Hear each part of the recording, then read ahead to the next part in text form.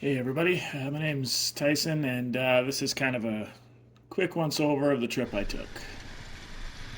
So this is us leaving Pokhara in Nepal. As you can see, traffic rules in Nepal are at best a suggestion.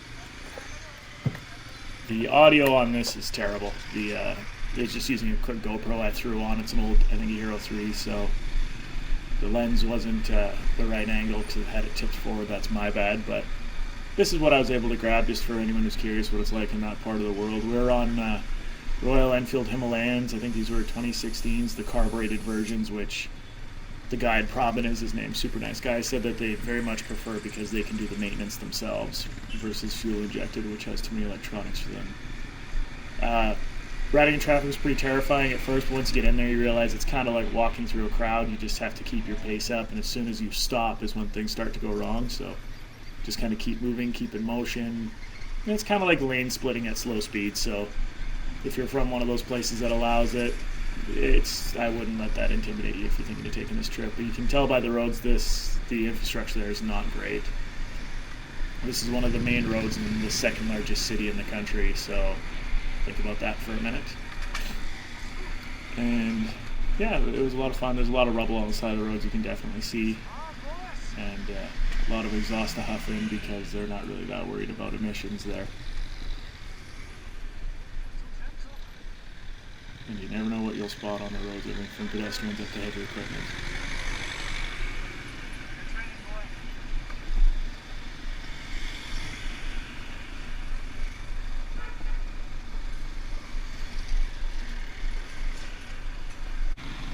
We move on to, once we got out of the city, we're on proper roads. Way better condition, probably less abuse on them, but definitely a lot of blind corners as you switch back, and things like a bus can surprise you.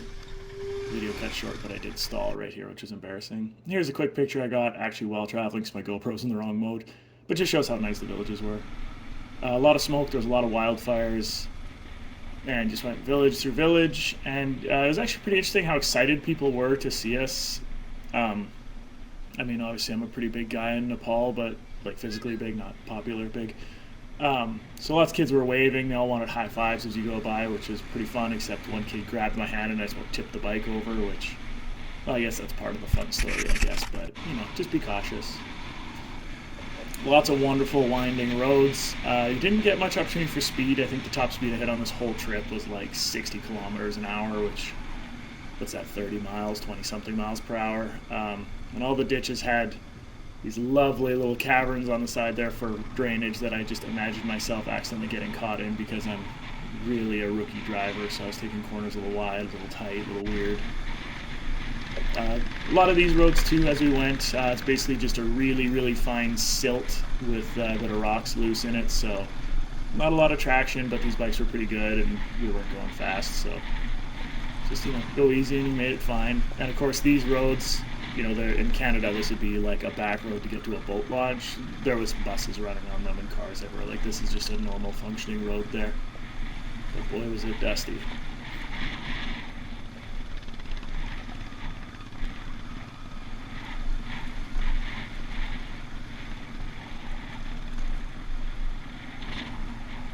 Our goal was just an overnight 2-day drive to a hotel and back that the guide, Probin again, knew about, said it was really nice, really fancy, so it was nice. It was just a kind of put your toe in the water sort of thing for Nepali driving and motorcycling for me because I'm still quite new to it.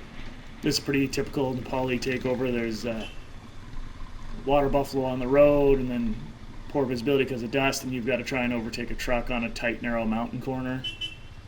And as you can see, our guide here zips on ahead, and I stall because I was in third gear because I forgot to gear down. So now, to restart the bike and play catch up, and now the condition got a little worse because I can't see, and my GoPro is, you know, a couple inches higher than my eyes because it's mounted right on top of my helmet, so I have actually less visibility than you see on camera. But just go around, go quick, honk the horn so they don't turn into you, and there you go.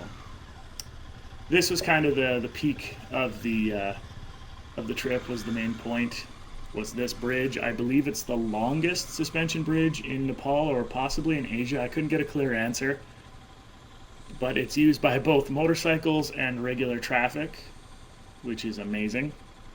And the guide offered to drive my bike across for me, which was a tempting option, but I didn't want to walk across this either. And if I'm being completely honest, I'm not comfortable having somebody else drive my bike across for me in front of a girl who was actually on the bike with him. Is my friend Natalie. We met in Kathmandu. So, you know, sometimes you have to push yourself a little bit to not be a chicken. I'm not going to have the audio for this, but it's basically just a lot of swearing and me trying to calm myself down because I am afraid of heights. And this is plenty slick to ride on, and it's a weird feeling to be that high up on a bike. And then when you break through the plants and leaves here, like, it is a long way down. And it's actually quite solid. You could feel it sway and bounce a little like all suspension bridges, but it wasn't too bad for that. The hard part was trying to sneak by everybody because they weren't going to wait for you to get across. People were just getting on the bridge as I was driving because, again, traffic in Nepal, there's no rules, there's no real order to it. You just kind of go and do your best. And these people were so nice. They were all, oh, thanks, excuse me, pardon me, oh, sorry, as though I'm not the idiot that's in the way. They're just trying to live their lives, and I'm some doughhead on vacation. And this guy came at the wrong side, so I had to try and ease over, and it was a bit of an awkward pass. And going further up, see there's a whole family here. And actually on the other side I got to have a bit of a conversation through our guide translating for us with one of these ladies up ahead. She's holding a big sack of potatoes. She was telling me she had like 9 kids and walks a couple miles every day to get food and just happier than hell, which just blows my mind. I don't know who'd be happy with that many kids, I'm just saying.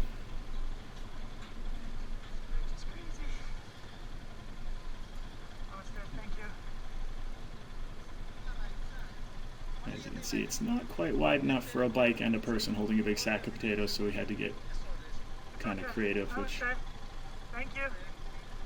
was nerve-wracking for me. And of course everybody's smiling and happy the whole time.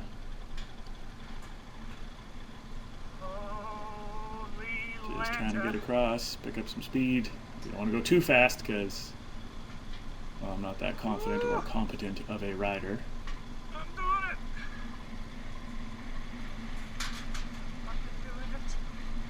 And most of this is just me saying, be steady, go easy, stay cool.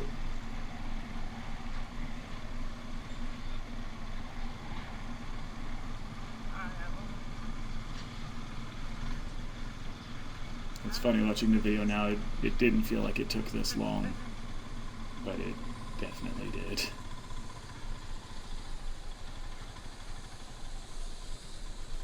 And then here's another family.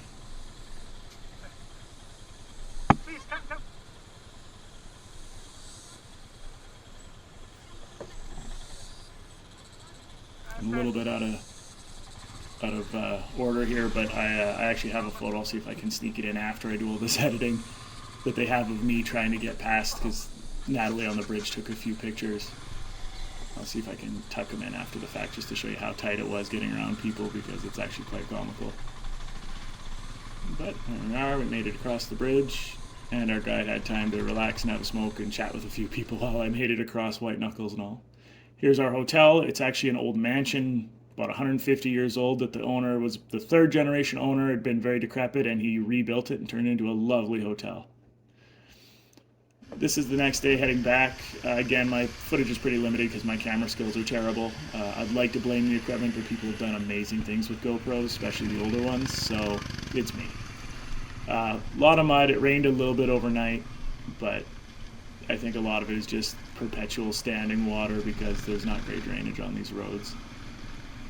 So we had to mud bog it a little bit, nothing too wild at first. Lots of rocks and boulders and things of that nature everywhere. They use them as pylons, or when they're doing construction, they'll set out, rocks the size of a basketball to close lanes, because I think pylons will just get run over. And also the ditches, there's lots of rocks, maybe, the size of a loaf of bread or a little smaller kind of thing, because lots of the vehicles don't have functioning parking brakes. So if you have to stop on the side of a hill, you just grab a rock and chuck it under the tire, and well, you chalk your wheels essentially, which I think is hilarious. Anyway, that was my best I could salvage for my footage from Nepal. I'll try to get better footage in the future. Anyway, hopefully you enjoyed it. If you ever get the chance, make sure you check out Nepal.